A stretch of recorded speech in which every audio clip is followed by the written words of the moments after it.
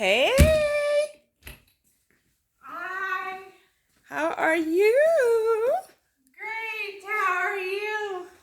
I'm so happy to see you. Yeah, I'm so happy to see you too. Tish, thank you for bringing her over. Give me 1 minute, please. Hey guys, it's your girl Kizzy Rock and Jennifer Berryman. Jennifer Berryman. So, guys, I've received a lot of messages from you guys in regards to Jennifer. Jennifer was on the what is it called? Documentary. Thank you. Documentary with Mr. Steve. So I know a lot of people haven't seen the documentary. So I'm going to kind of just give a quick update. And then I might just tag the documentary in this recording so you guys can kind of get more of a detailed story. In fact, if I'm honest, this may be more detailed. So one of my staff just came. I just got home and they were waiting on me, but she came to bring Jen to see me. Jen is my favorite girl, honey. But I want to Jen, really quickly, I'm just going to help them to understand again your situation and how you came about having the stroke. Okay? Is that fine with you? Yes. So Jen is pretty shy. Well, let me backtrack. She's not shy, but she's slow to warm up. We're completely two different personalities. As you guys know, I'm very bubbly, very all in your face type personality. She is very, very slow to warm up, but don't get it twisted because Jen have this innocent look about herself. Jen twerks. Am I lying? No. If I stand her up onto something where she can hold on to, she will twerk. And when I say twerk, I mean she have Meg the Stallion knees, like seriously, like she gets all the way down there. She is not wheelchair bound. However, she is walker assistance. We use the wheelchair for her during longer stints. So I've been in healthcare, guys, for a very long time. I'm not as young as some of you probably think, but 5 years ago, I got a call from some lawyers, basically, and they had an individual who was Jen at the time, and quote unquote, no one could handle her. She was just like, no one could handle her. I'll just say that. Jen was totally out of control. However, people were looking on the surface. So they saw this angry person, they saw this mean person, and my God, was she mean? So they saw this person and they called me. And when I went over to assess her and I walk on the door, Jen, you know what? December 17th made 5 years. Happy anniversary. Happy anniversary. Do you remember the very first thing you said to me when I walked in your door? No. I walked up to your chair and I said, hi. And you said, hello. You're so pretty. You said, you're so pretty. And I looked at you and I said, what? You're pretty too. And then you said, no, I'm not. And from that moment, I know I had work to do. But fast forward, let me just tell you guys. I'll say the first 6 months have probably been one of the hardest assignments I've had in the sense of healthcare. But, and I walked away, or I attempted to, I should say, I attempted to walk away, but I heard so clear from God that only I could get this assignment completed. And I was frustrated because I felt like, why can't I ever just get to have an easy time? And so, of course, my obedience allowed me to really press in. And the very thing that I heard from God was, everyone has left her, including some families, et cetera, et cetera. And granted, in all fairness, she called some of that on herself, but they were going based on her actions, where God allowed me to tap into her spirit and see that she was hurting. So she had a stroke, right? At 30 years old. What were you doing when you had the stroke, Jen? Running. Running a marathon. And what was your profession at the time? Nurse. She was a head RN, and when she was running the marathon, now Jen was going through in vitro fertilization at the time. She had already had a son. Ethan was what, 4 or 5 then? 4. And you were married for how long at that point? 12 years. 12 years. And so, well, what made you start taking in vitro? Were you having a hard time conceiving a second child? Yes. Oh, okay. And so Jen feels to this very day that the side effect of the in vitro is what caused her stroke. So make a long story short, when she got to the hospital, the very hospital that she worked at, correct, Jen? Yes. They sent her home and said she was having a quote unquote heat stroke. And in fact, she was having a full blown stroke. So her marriage, of course, had been altered because of that. In all fairness, he didn't leave a great man, because some men wouldn't stay, because Jen is not who she is right now. They told her you would be a what for the rest of your life? Vegetable. Vegetable for the rest of her life. And thank God her parents didn't give up and they kept pushing for it. But eventually her husband, they did divorce, and he got custody of, did he get full custody, Jen? Yes. He was also military, right? Yes. So from my understanding from Jen, the marriage didn't end because of the stroke or the behaviors that came behind the stroke, but more so less that he was in the military and he got called to, was it Cali? Yes. California, and he wanted Jen to come. However, her condition was so dire at the time that her parents wanted her to stay in North Carolina. So after her parents died, how far in between did your parents pass away from one another? A long time. But your mother went to heaven first, right? Yes. So once Jen's father passed away, then she was just kind of out here just trying to fend for herself, because she already ran everyone off. But her running everyone off was truly because she was hurt. She was hurt. She was broken.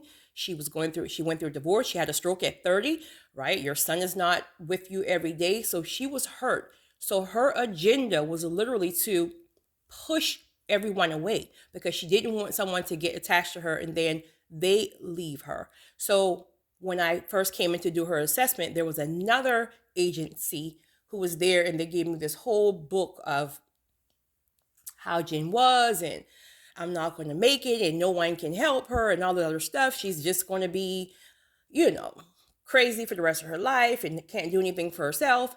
And so, of course, me, I like a good challenge. So Jen started acting a straight fool for about 6 months. It was so hard. But once God gave me, Thank God you stuck it out. oh, don't make me cry. I thank God I stuck it out. But once God really, it got so bad that I couldn't even keep staff, right? One of my staff stuck by my side, and I said, listen, if you stick with me, right, I know I can get her stable, and I'm going to take care of you because of your loyalty. And she did. But for the most part, I couldn't keep a staff. So but that was God, because God wanted me to press in more with Jen on a personal level. So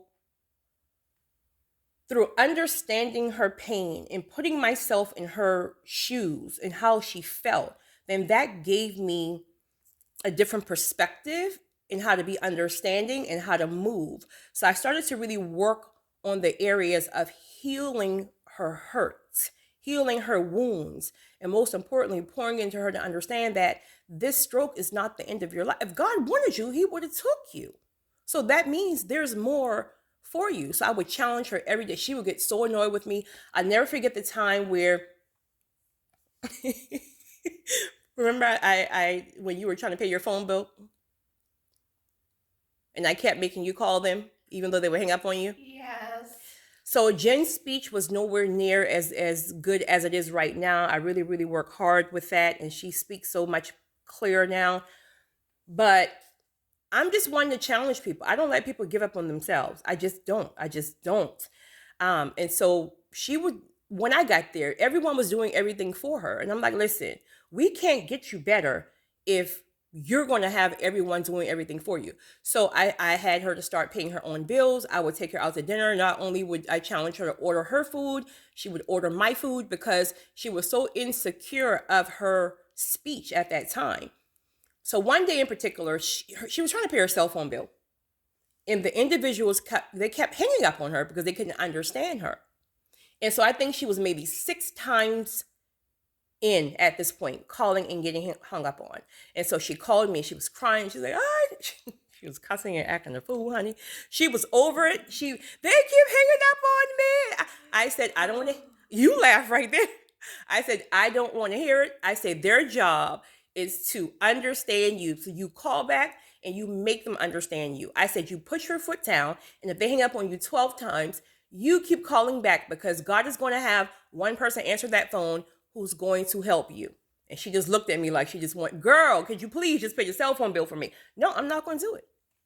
And Jen called, and I think maybe on the probably 12th time, finally, she got someone who God had in position who was very patient and understanding. And Jen she called and she paid that cell phone bill on her own, got the confirmation number, wrote everything down.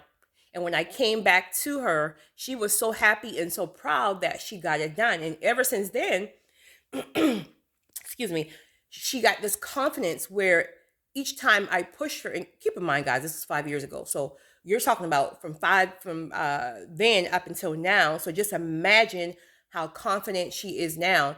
So she's not the person who she was when I met her. And anyone who knows her prior, they say the same thing. Like, they don't even believe like she's the same person. But, I always tell them, like, listen, only God, trust me when I tell you, because we've been through hell and back. I can't even say or speak on some of the things that we've been through, but all I know is that God kept his hands on both of us during that time. And so now Jen is thriving. She's doing well. She currently has a companion. So she's doing really good. So again, she was on the documentary, but that's what happened. She had her stroke at 30. She's now 50. Well, I'm sorry, I mean tell your age. She's an old lady, honey. Actually, she's 75. I'm sorry, she is 75. When will you be 76, Jen? I'm not 75. Well, I'll go get your birth certificate. I have it. Oh, 82. My bad. When will you be 83? I'm not 82. How old are you?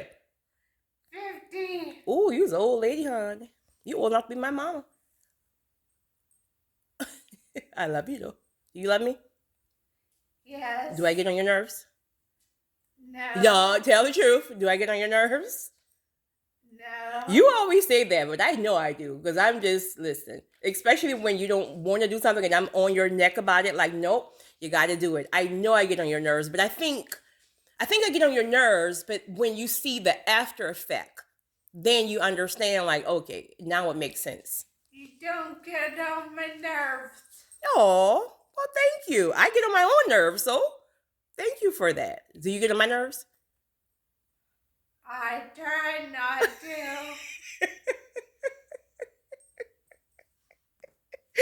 Tippy. Y'all look at Tippy. Funny story here. Jen didn't like dogs, and I don't like cats. Please, respectfully to all my cat lovers or people who have cats. But Jen had a cat, and I had a dog, and we both, thank God they weren't living together, but because Jen would be with me a lot, she actually developed a liking for Tippy.